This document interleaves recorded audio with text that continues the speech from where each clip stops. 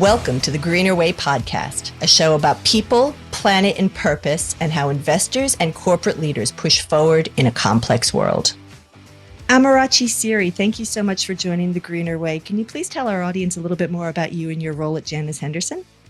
My role is as a sustainability analyst working on the Global Sustainable Equity Strategy, which is one of our flagship strategies at Janus Henderson.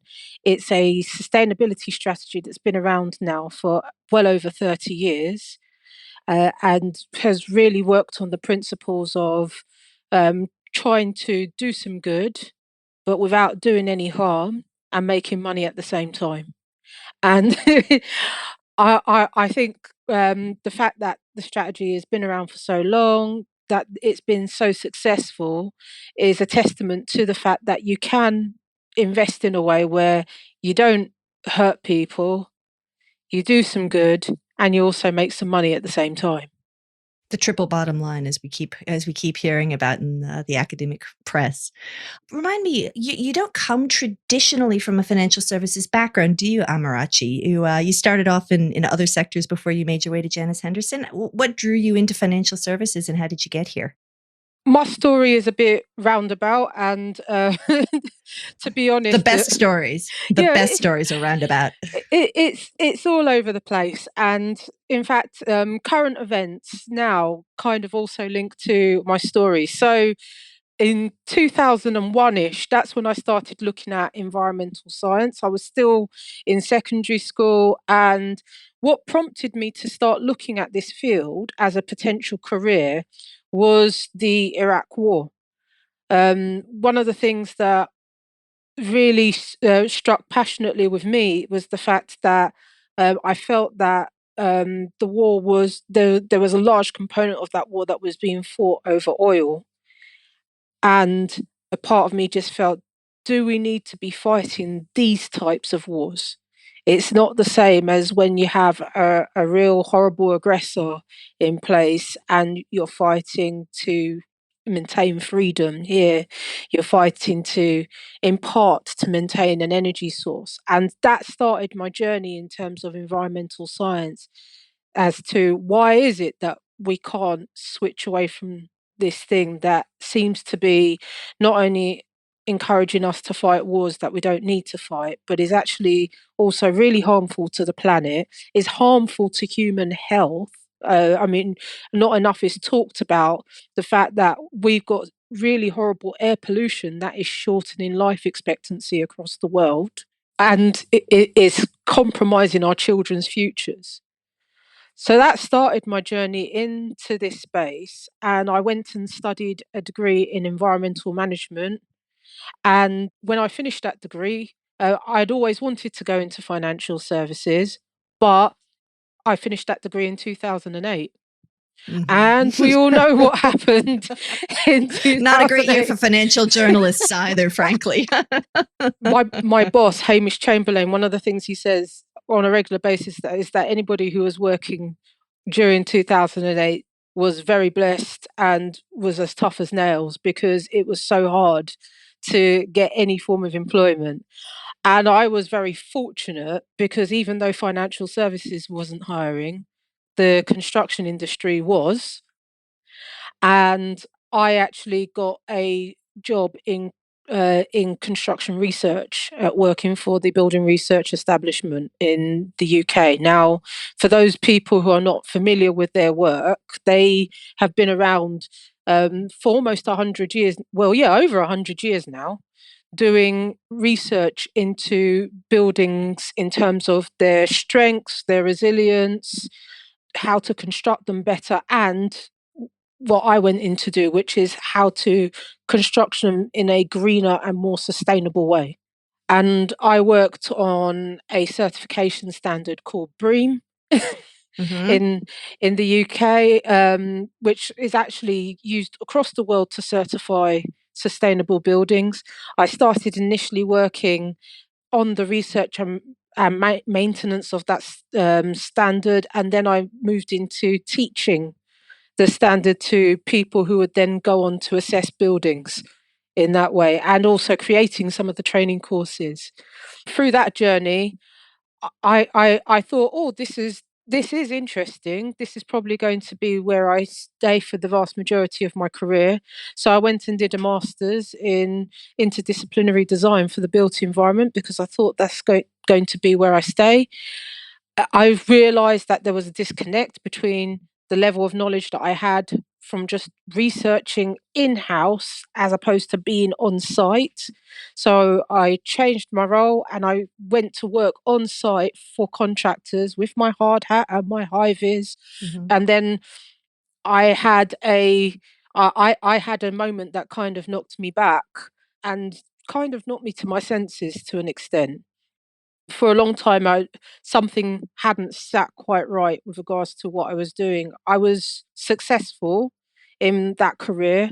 I was progressing, but I wasn't happy. Mm. Mhm. And it didn't click until I went back to the University of Cambridge to do a short course in sustainability.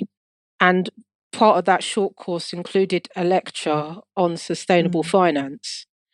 And when I sat that lecture, I knew that I couldn't remain in the construction industry. So I had the conversation with my then employer, and we had they were so brilliant and so incredible. They completely understood, and they said, "Look, just help us in terms of training up your replacement, and we'll help you in terms of getting a place elsewhere." And they did, and luckily, I left, no job in hand, but with their blessing, and thankfully, Janus Henderson took a look at my CV and hired me, and the rest is history.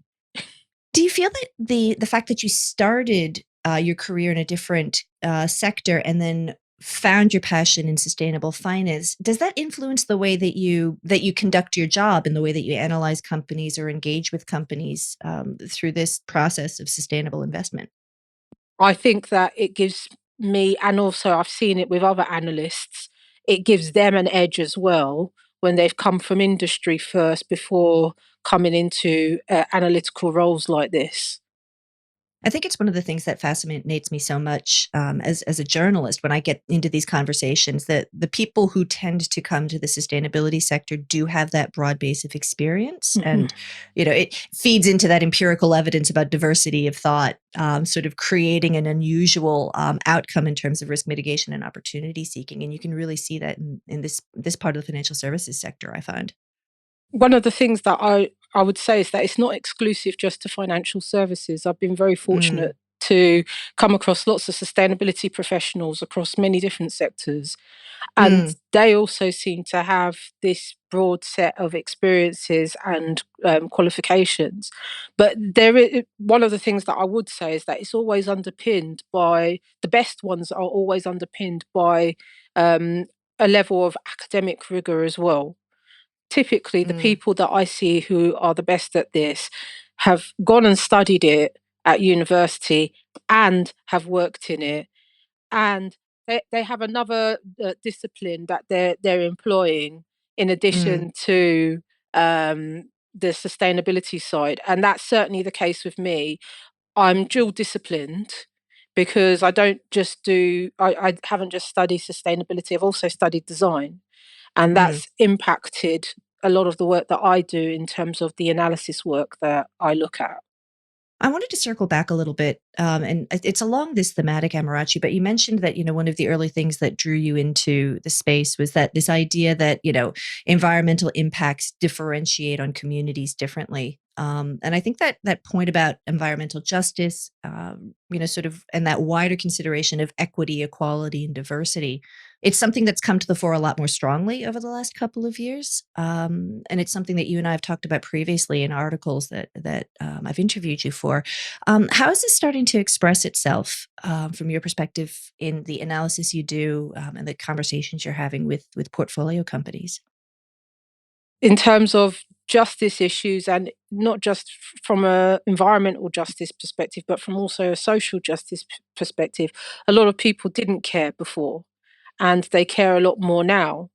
And Mm, then when I am able to have those conversations with companies, I can say, well, actually, we're coming to you because our customer base cares, and so does yours. And if you want, let's work together on solving these issues. It's never a case mm, of speaking to a company and going, "How dare you? You don't know what you're doing." Or no, that's not helpful. mm. And it's a very good way for people to turn off. Is instead what I try to do is have constructive conversations with companies where I say, "Look, this is an issue. People Mm. have noticed it, but we want to work with you in terms of resolving it and share knowledge and share experience. And eventually, yeah, this hopefully will not be an issue in the future." How's that manifesting itself? I mean, there's long-term issues that are sort of, endemic to capitalist systems, let's be honest. But are there sort of shorter and more medium-term manifestations of this concept that you're currently engaging on with companies?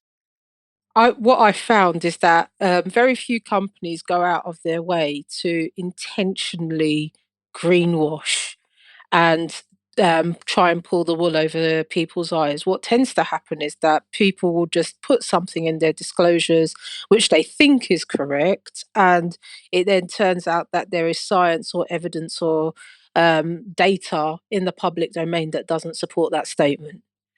Mm, So some of our biggest successes, and one of the things that we as a strategy have been doing for the last 3 years, is to engage with companies on their sustainability reporting, but not from the perspective of just have all of this stuff in it, but also mm. from the perspective of saying to them, look, we have noticed some statements, and we think that it's not necessary to Mm. do this, because there's a lot of good stuff already in the report that this kind of detracts from the good stuff. Or there are ways of doing or saying what you're saying that would make you more scientifically accurate. So I had a conversation with a company last week where they had put equivalency figures in their in their sustainability reporting, where they had gone, the carbon that we have saved is equivalent to taking so many cars, so many thousand cars off the road. I always hate those because how do you actually know? I mean, cars are at different levels of emissions intensity, different years, different wear and I'm not a mathematician, but it always seems like such a grandiose statement, and I never include them when I'm writing articles because it just seems impossible to back up. I think you've just hit the nail on the head right there. Mm, It's so difficult to actually calculate that in a meaningful way. So there are ways in which it can be done, mm, and there is a gentleman called Mike Berners-Lee, who is really a very big authority in terms of carbon calculations and equivalencies, and he's written mm. several books on the subject. And he has shown how it can be calculated, but he's also shown where the variances lie. So, if you're talking about taking cars off the road, for example, you would have to include the embodied carbon of the car, as well as any the average miles that that particular car would have taken over its lifetime. And in addition to that, it you would probably also have to define what type of car it is, because there are Mhm. huge variances, as you mentioned earlier, between a small runabout and an SUV.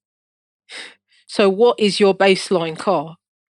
So are there more meaningful, like when you're engaging with companies about green wishing versus greenwashing, are there more meaningful indicators that you ask them to clarify on? And, are there other examples, in terms of like, diversity statistics, for example, and sort of career progression where you can see what they're trying to say, but it's not meaningful or it's not aligned to long-term positive investment return with that integrates environmental and social considerations.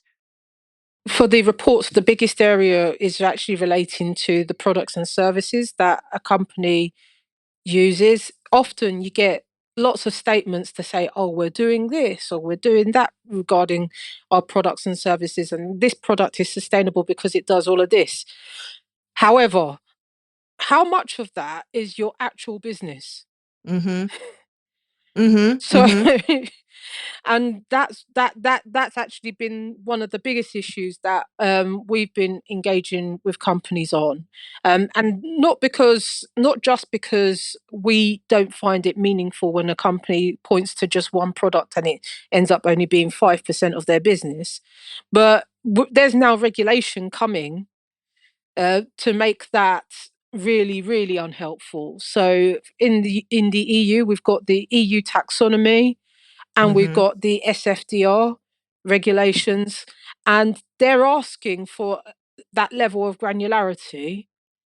And if that's not provided, then we as a house cannot report. And that Mm. becomes problematic as well. With regards to the diversity point, one of the things that, as you know, we've discussed in the past is relating to designing products to be inclusive. And when I talk about inclusivity, yeah, in the past I've talked about just including women because for me it seems bonkers that you would design a product and that product, by the nature of how it's been designed, has excluded half the world's population. Mhm. But the truth is that every product should be designed to be gender neutral. It Mm. shouldn't be designed so that only one gender really can use that product successfully. Well, particularly given that particularly as human bodies, we develop and change through the lifespan, and, what may suit a man at the age of 35 will not suit a woman at the age of 70, or a person who, has a different gender expression at the age of, 43. It's, to be very narrow casted at it, would seem to be a strategy to eliminate your customer base. I would say yes, if not for the fact that I know that with a lot of these companies, it's just not intentional. A lot of the Mm. times, it's a blind spot from that comes from not having the right people in the room when you're Mhm. actually trying to create and design those products. How have those conversations gone, Amarachi, when you've because we again, this is something we've talked about through the years in terms of getting people who resemble your customer base on your design teams. Are companies starting to get that picture? And how do you engage on that topic as either, one individual asset manager or as part of a wider coalition? The conversations, for the most part, have actually been incredibly positive. Um, there is an automatic assumption when looking at these things that a company will automatically be wanting to only have Mm. men on a design team. And that's not the case. Most Mm. companies, they want to be able to sell their products to as many people as possible. They don't want to just be creating a product and finding that it sits on the shelves because half the population doesn't want to buy it. And actually, it's Mm. even worse than half the population because, as we've spoken in the past, women actually can do are controlling most of the buying decisions Mhm. Mhm. in most Western economies. Mhm. The latest stats that I have is 85% of Oh, all crikey, that's buying gone up. decisions. It's gone up, yeah. That's gone up in a year. That was from Forbes. Latest Mm. stats say 85% of buying decisions are controlled by women. Mhm. So if they're controlling the buying decisions, and it's not for the things that you would typically expect, like for example, clothing and toiletries, but it's also for the things that you wouldn't typically expect, like automobiles. Mhm.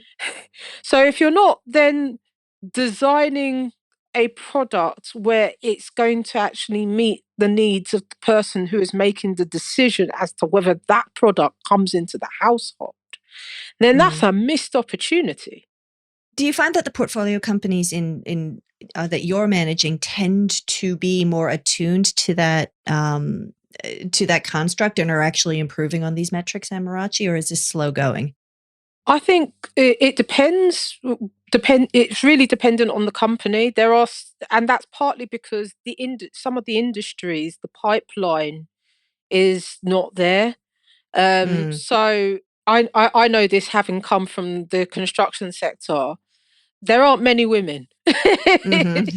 So in terms of creating that pipeline of people who are coming into that space, you Mm, actually have to start engaging with people from very early on when they're still in school, so that they have it on their radar that this is even a career. The in this bonkers world, we still have this idea that there are pink jobs and blue jobs. And that that seems a very archaic term for our mm, very modern times, where gender is not even binary anymore. People, there are people who do not sit in either gender. There are people who identify with one gender one day, but maybe identify with another gender another day. And for most people, myself included, there are aspects of everybody's personalities where there are things that we do that would be considered more masculine, and then there are things that we mhm. do that could be considered more feminine. So this higher idea of just going, oh, this is the feminine and this is the masculine, and it there isn't that grey area, doesn't make sense. And it shouldn't be the case when selling products, especially products that frankly shouldn't really be gendered at all. There's no reason really why a car should be gendered. An awful lot of advertising agencies are gonna be, very disgruntled when they when they hear this episode. There may be, but it's a fact. Like, Mm, a lot of people are in a situation now where there is one car for the entire household. So it means that you've got mhm, multiple genders driving the same vehicle. Why is that vehicle gendered? mhm, If you design a product with all of these intended uses and just make it inclusive and make it adaptable, then you're more likely to get money and to grow your own business for mhm. having a product that meets customer needs. And that's all that this is. It's all about meeting customer needs. I think that's a really good moment for us, a moment to end on in terms of meeting customer needs. It'll be interesting to see how portfolio companies continue to push this one at Amarachi. Amarachi Seery of Janus Henderson, thank you so much for taking the time to speak with us. Thank you for having me. Pleasure. Thanks for listening to the Greener Way podcast. If you liked today's show, remember to rate and review us on your podcast platform and make sure you're subscribed so you don't miss an episode. Any feedback? Contact us on podcast@fssustainability.com.au. I'm Rachel Allen Backus. The Greener Way podcast is a product of FS Sustainability, a show about people, the planet, and investing in our collective future. All information in this podcast is for education and entertainment purposes only. The Greener Way podcast gives listeners access to information and educational content provided by discussing numerous financial sustainable options and our featured guests. It is not intended as a substitute for professional, legal, or tax advice. The hosts of The Greener Way are not financial professionals and are not aware of your personal financial circumstances. FS Sustainability operates under an Australian Financial Service License and the exemption made available under the Corporations Act 2001 in respect to any information or advice given. Before making any financial decisions, you should read the product disclosure statement and, if necessary, consult a licensed financial professional. For more information, head to the disclaimer page on the FS Sustainability website, fssustainability.com.au.